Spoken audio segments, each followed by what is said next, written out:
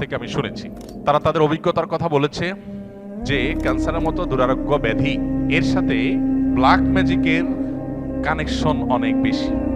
রুকিয়া শরিয়ার সবচাইতে সহজ এবং স্বাভাবিক পন্থা হলো ডায়াগনোসিসের, যে কোরআনে কারিমের তেলাওয়াত, রুকিয়ার আয়াতগুলোর তেলাওয়াত এবং এ জাতীয় বিষয়াশয়গুলো যখন করা হয় তখন রোগী তার মধ্যে অবস্থার পরিবর্তন হয়, অস্থিরতা আর না হলে প্রশান্ত অনুভব করা, এগুলো দেখে মোটামুটি রাকিরা নিরূপণ করেন যে সে এফেক্টেড কিনা। আরো নানাবিধ উপায় আছে, এটা তার মধ্যে একটা।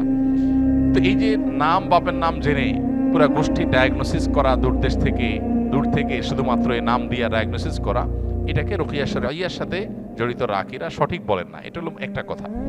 দ্বিতীয় কথা হলো যে আমরা আত্মরক্ষা কিভাবে করতে পারবো। আসন্না ফাউন্ডেশন থেকে ইনশাআল্লাহ আগামী সপ্তাহের মধ্যেই আশা করছি আমরা একটা লিফলেট আমরা প্রকাশ করব, যেটা আসন্না ফাউন্ডেশন অফিস থেকে সংগ্রহ করা যাবে বা অনলাইন থেকে আমাদের ওয়েবসাইটগুলো থেকে ডাউনলোড করে নামিয়ে নেওয়া যাবে। কেউ চাইলে ফ্রি সংগ্রহ করে বিতরণও করতে পারবে ইনশাআল্লাহ। সেখানে আমরা জিন, জাদু ইত্যাদিতে আক্রান্ত মানুষদের সিমটমগুলো কি থাকে সাধারণত সেগুলোকে আমরা একত্র করে দিয়েছি এবং সেখানে ব্ল্যাক ম্যাজিক এবং দুষ্ট জিন, বদনজর এগুলোর আক্রমণ থেকে, এগুলোর উপদ্রব থেকে নিজেদেরকে সেফ বা নিরাপদ রাখার উপায় কি, কোরআন হাদিসের আলোকে অনেকগুলো গাইডলাইন সেখানে দেওয়া আছে। এগুলো আমরা মেনে চললে আশা করা যায় আল্লাহ তাআলা আমাদেরকে হেফাজত করবেন। এর ভিতরে মোস্ট কমন হলো সকাল সন্ধ্যার দোয়া এবং জিকির, এটা যাতে কোনো অবস্থাতে মিস না হয়। বিশেষ করে সকাল সন্ধ্যা দোয়া জিকিরের মধ্যে রক্ষা কবচ যে দোয়া জিকিরগুলো আছে এগুলো কিন্তু খুবই গুরুত্বপূর্ণ। 3 কুল, বিসমিল্লাহিল্লাযী লা ইয়াদুররু মা ইসমিহি, তারপরে আপনার হাসবিয়াল্লাহু লা ইলাহা ইল্লাহু, আয়াতুল কুরসি, এই রক্ষা কবচ আমলগুলো বিশেষভাবে পালনীয় সকাল সন্ধ্যায়।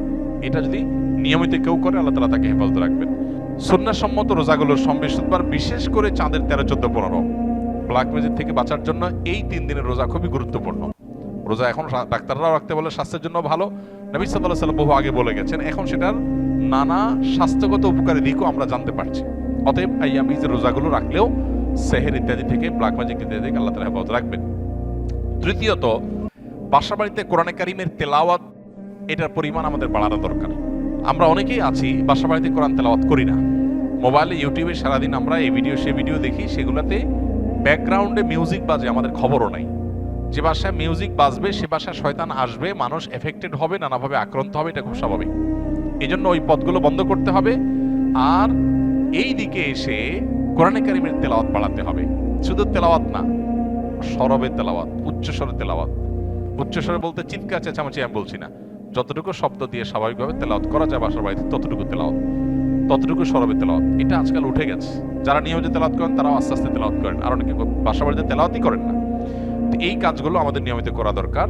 এর বাইরে আরো বেশ অনেকগুলো গাইডলাইন দেওয়া আছে আমাদের ওই লিফলেটে। ইনশাআল্লাহ লিফলেটটা আপনার আগামী সপ্তাহ থেকে আশা করি পেয়ে যাবেন। আল্লাহ তাআলা আমাদের সবাইকে এ জাতীয় সব অসুবিধা থেকে, দুরারোগ্য ব্যাধি থেকে, মুসিবত থেকে হেফাজত রাখুন। বেশ কিছুদিন আগে আমার পরিবারের একজন সদস্য জাদুগ্রস্ত হয়েছিল। তখন আমার এবং আমার পরিবারের সদস্যদের রুকিয়া সম্পর্কে তেমন সঠিক ধারণা ছিল না। রোগীর অবস্থা খুবই ভয়ঙ্কর এবং অস্বাভাবিক হওয়ায় ইচ্ছা না থাকার পরেও কবিরাজের কাছে নিয়ে যেতে হয়। কবিরাজ থাকার ঘরে এবং রোগীর শরীরে রাখার জন্য কিছু তাবিজ দেয়, কিন্তু আমি আপনার এবং আরো আলেমদের বক্তব্য দেখেছি এই ধরনের পরিস্থিতি থেকে পরিত্রাণ পাওয়ার জন্য বাড়িতে বেশি বেশি আয়াতুল কুরসি, সূরা বাকারা, ইখলাস, ফালাক, নাস তেলাওয়াত করতে এবং অডিও প্লে করতে বলেছেন। সেই অনুযায়ী আমল করেছি পরিবারের সকলে। প্রথম রোগী কোরআন তেলাওয়াত শুনতেই পারতো না, ধীরে ধীরে আল্লাহর রহমতে সে এখন পরিপূর্ণ সুস্থ স্বাভাবিক আছে।